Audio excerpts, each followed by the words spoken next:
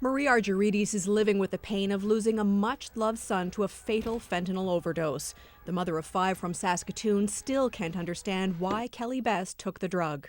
You know, when you see the movies and a mother finds out that one of her kids has died, it's actually exactly like that. I hit the floor and screaming, crying. That's what you do. You don't.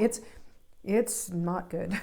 It happened when Best's mother, stepfather, and younger siblings went to Calgary for a weekend. For the first time, the 19-year-old was left home alone. They were going around the community. They were a green pill with 80 on them that made it look like they were an 80 milligram OxyContin, and kids were starting to use them recreationally. He took half a pill and it killed him. It shut down his respiratory system and he fell asleep and never woke up. An RCMP report prepared for Canada's police chiefs and obtained by CBC News explains where those deadly green pills come from.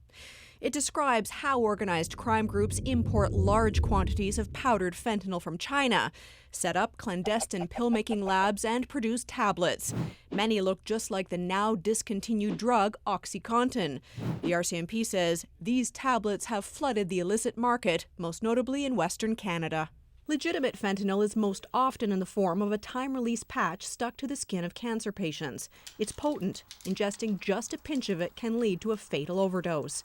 And that's what's happening as drug users take what they think is oxy, heroin, or something else. The Public Safety Minister says the RCMP needs more money to combat Canada's deadly fentanyl trade. I'll be working with the force and with Treasury Board and Finance to make sure that we've got the RCMP properly financed. Have to leave now.